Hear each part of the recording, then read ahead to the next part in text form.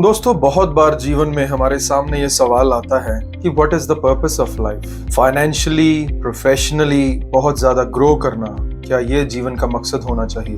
क्या बहुत ही इन्फ्लुएंशियल या पावरफुल पोजीशन पे पहुंच जाना ये जीवन का मकसद होना चाहिए?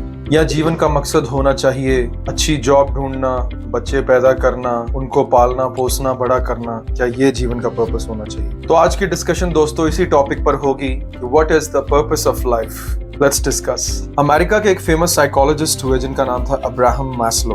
उन्होंने 1943 के अंदर एक नीड हायरार्की डेवलप की थी, which was a concept basically कि किस तरह से इंसान की जरूरतें समय के साथ बदलती हैं और किस तरह से उसके अंदर की रिक्वायरमेंट्स और उसका पर्पस ऑफ लाइफ चेंज होता है। अब हम उसके बारे में जरा डिटेल में बात करते हैं। तो अब्राहम मैस्लो कहते हैं कि इंसान की जरूरतों की पहली क्लासिफिकेशन या पहली नीड होती है उसकी बेसिक फिजियोलॉजिकल नीड, जैसे हुआ रोटी, कपड़ा और मकान। जब वो पूरी हो जाती है, moves on to the next need which is safety needs, मतलब उसको एम्प्लॉयमेंट चाहिए, फाइनेंशियल सिक्योरिटी चाहिए, लॉ एंड ऑर्डर चाहिए। जब वो भी नीड उसकी पूरी हो जाती है, he moves on to the further needs which is called love and belonging needs, जिसके अंदर उसको सोशल सर्कल, फ्रेंडशिप, फैमिली, ये सब उसको जो है उसकी रिक्वायरमेंट बन जाती है। जब वो भी उसकी जरूरतें पूरी हो जाती हैं तो जीवन और आगे चलने लगता है, मकसद और बदलने लगता है। तो फिर वो एस्टीम नीड्स की तरफ चलता है आगे। उसके अंदर उसको लग्जरी लाइफस्टाइल चाहिए, प्रेस्टीज चाहिए, अच्छी गाड़ी, अच्छा घर चाहिए। जब उसकी ये भी जरूरतें पूरी हो जाती हैं तो उससे भी वो आगे चलता है। उसको बोलते हैं self actualisation needs. And surprisingly आज की डेट में बहुत बड़ी पॉपुलेशन इस दुनिया के अंदर सेल्फ एक्चुअलाइजेशन नीड्स पे खड़ी है। जब उनको लगता है मेरी मेन जरूरतें तो पूरी हो गई, अब इसके आगे और मकसद क्या है? तो सेल्फ एक्चुअलाइजेशन नीड्स में अब्राहम मैस्लो सेज कि you want to realise your true potential.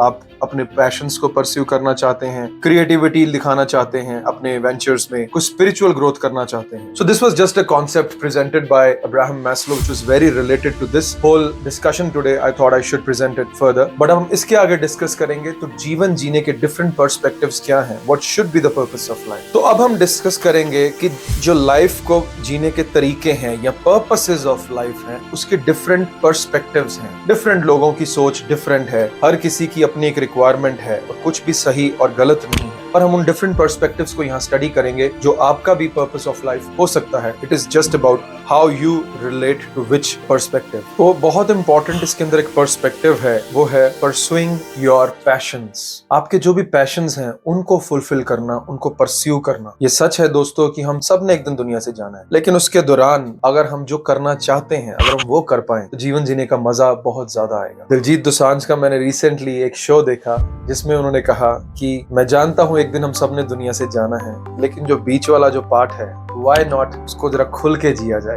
Live life king size. जो भी इस तरह का आपके इंटरेस्ट है आप उसको खुल के परस्यू करो। Your life will become more of a fun. It will be एक जिंदगी जो है आपके लिए रिस्पॉन्सिबिलिटी नहीं रह जाएगी, जिंदगी जीना एक गेम बन जाएगी आपकी। Another purpose of life can be contributing to the society. दुनिया में बहुत ऐसे लोग, ऐसी बड़ी पर्सनालिटीज आई हैं जिन्होंने दूसरों के लिए बहुत कुछ किया। उनकी जिंदगी का पर्पस सिर्फ कंट्रीब्यूशन टू द सोसाइटी था। उसमें एक बहुत बड़ा नाम मैं यहाँ शेयर करना चाहता हूँ, Nelson Mandela. He struggled a lot for equal rights for black community in South Africa for years. 27 years he spent only in jail. अपनी जिंदगी का इतना बड़ा हिस्सा उन्होंने स्ट्रगल नहीं छोड़ा अपना।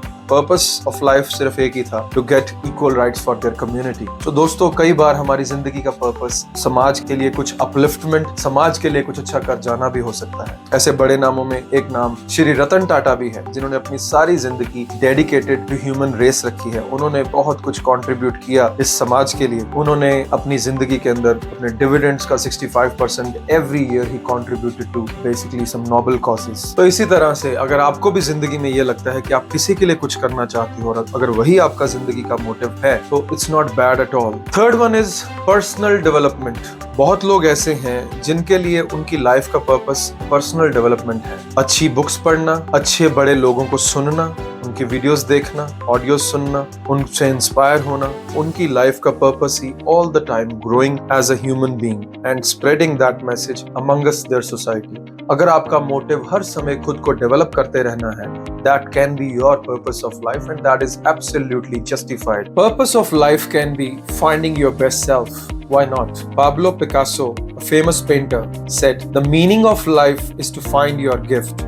and the purpose of life is to give it away. तो अपनी strengths को जानना, ये पहचानना खुद को, खुद से समय बिताना और जानना मुझ में ऐसा क्या है जो मेरी ताकत बन सकता है, और फिर उसके साथ अपने आप को एक ऐसी शख्सियत बनाना जो किसी के लिए हेल्पफुल साबित हो सके. As Picasso said, find what is best in you and then try to give it away for the people those who are in need. कुछ ऐसे भी लोग होते हैं जिनका पर्पस ऑफ लाइफ होता है रिलेशनशिप्स. हमारी माएं जो अपना सारा जीवन हमारे लिए दे देती हैं. क्या बड़ी शख्सियतें हैं वो. दोस्तों, मैंने एक वीडियो देखी थी गुरुदेव श्री रविशंकर की. He went to Europe somewhere for their yogic exercises, और जो ऑडियंस थी that was actually prisoners of jail there. उसमें से एक लेडी जो जेल में थी, उन्होंने गुरुदेव को पूछा कि गुरुदेव, इस बात को लेके बहुत दुखी हूँ कि मैं अब कभी मदर नहीं बन सकती क्योंकि मेरी सारी लाइफ यहीं पे जेल में रह जाएगी, एंड जब तक मैं बाहर आऊंगी I will be very old. तो श्री रविशंकर ने उसको जवाब दिया था कि motherhood is an attitude. It's not necessary कि आप सिर्फ अपने बच्चे को ही प्यार करोगे. वो जो ममता है वो आप किसी के लिए भी डिलीवर कर सकते हो, किसी को भी वो प्यार आप दे सकते हो. So purpose of life can that be as well. बहुत सारी ऐसी बड़ी पर्सनालिटीज हैं दुनिया में जिन्होंने अपना पर्पस ऑफ लाइफ उनका सिर्फ कंट्रीब्यूटिंग टू द वर्ल्ड था, जैसे Mother Teresa. Purpose of life can B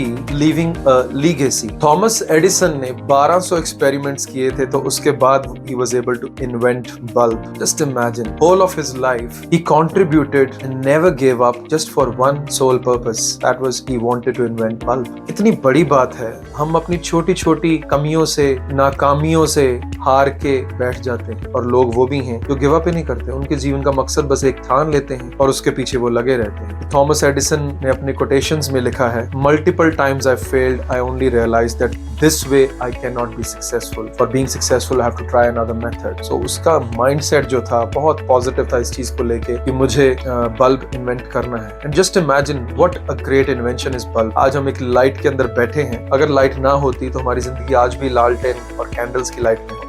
दोस्तों, जब हम बात कर रहे हैं पर्पसेस ऑफ लाइफ की, तो उसके अंदर हम जो एक बहुत ही सुप्रीम पर्पस ऑफ लाइफ हो सकता है उसको इग्नोर नहीं कर सकते. I can not afford to not mention about the purpose of life called spiritual growth. कहते हैं हमारे स्क्रिप्चर्स, हमारी जितनी भी हेरिटेज है, हमारा जो लिटरेचर है, हमारी जो स्पिरिचुअल रिलेटेड बुक्स हैं, वो सिर्फ यही कहती हैं कि हमारा पर्पस ऑफ लाइफ सिर्फ एक ही है, that is spiritual growth, enlightenment, मोक्ष. स्वामी विवेकानंद ने कहा था कि moksha is not just a state of happiness और प्लेजर, ये तो एब्सोल्यूट फ्रीडम है from the cycle of birth and death. उन्होंने कहा था, जब हम इस ट्रांसफॉर्मेटिव जर्नी पे चलते हैं, then we realise our true potential and we experience profound peace, wisdom and fulfilment. Self actualisation के अंदर बहुत इंपॉर्टेंट पार्ट आता है कि if we want to experience once true self beyond the limitations of physical body, emotions and thoughts. What a great thing is that. अगर हम ये जान सकें कि हम एक्चुअल में हैं क्या, हमारी आत्मा, हम हैं कौन, मन तू ज्योत स्वरूप है, अपना मूल पहचान. तो दोस्तों, बहुत गहरी बातें हैं कि अगर हम अपना जीवन स्पिरिचुअल प्रोग्रेस पे लगाएं, that can be an amazing purpose of life. दोस्तों, इसके आगे मैं बहुत ही ब्रीफ में स्टेप्स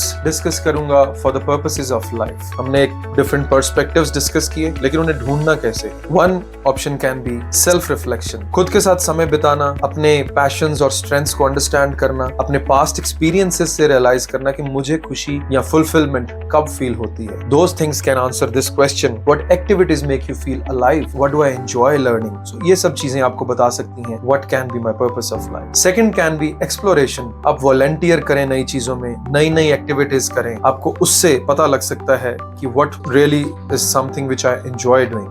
तीसरा पॉइंट है डिस्कवर योर स्ट्रेंथ्स. अपने नेचुरल टैलेंट्स को, स्किल्स को जानने की कोशिश करना, अपने नियर एंड डियर वन से फीडबैक्स लेना. What can be my areas of interest और what do you think I am good at. Identifying your long term goals. आप अपने आने वाले 5 साल में कहां पहुंचना चाहते हैं, वो कौन सी पर्सनैलिटीज हैं जिनसे आप इंस्पायर्ड हैं, जिनके जैसा आप बनना चाहते हैं, उनको देखो, उनसे आपको अपना पर्पस ऑफ लाइफ मिल सकता है. Fourth point is exploring your purpose driven questions. Purpose driven questions का मतलब हुआ आप अपने आप को ये पूछ सकते हैं कि मैं क्या सॉल्व करना चाहता हूँ इस समाज में. सो दोस्तों, सारी कॉन्वर्सेशन का जिस्ट ये है कि डिफरेंट लोगों का पर्पस ऑफ लाइफ डिफरेंट हो सकता है.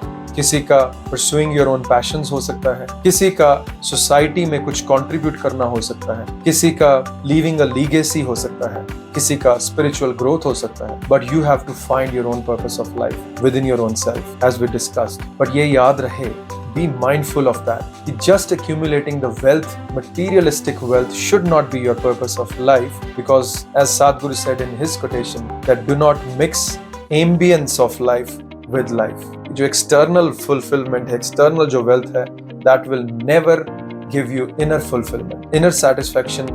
कई बार हमें छोटी छोटी चीजों से आती है जो खुशी हमें बाहर बहुत सारी वेल्थ इकट्ठी करके भी कई बार नहीं. सो ये हमेशा माइंडफुल रहना. सो कहने का मतलब ये है कि maintain the curiosity in life. कुछ नया करने की खिंच रखना, कुछ इंटरेस्टिंग जो आपको पैशनेट लगता है वो करना. किसी को खुशी देके आपको अगर खुशी मिलती है तो वो करो. कुछ दीवानगी बरकरार रखो दोस्तों. निदा फाजली का शेर मुझे याद आता है, जो गजल है उनकी, कि होश वालों को खबर क्या बेखुदी क्या चीज है, इश्क कीजिए फिर समझिए जिंदगी क्या चीज है. उम्मीद करता हूँ आपको आज की वीडियो पसंद आई होगी. अच्छी लगी है लाइक करें, शेयर करें, सब्सक्राइब करें मेरा चैनल, एंड जरूर मुझे कमेंट्स में लिख के भेजें आप और किस तरह के कंटेंट पे सुनना चाहते हैं. I will prepare it for you, and इसी तरह से अच्छा कंटेंट आपके लिए लाता रहूंगा.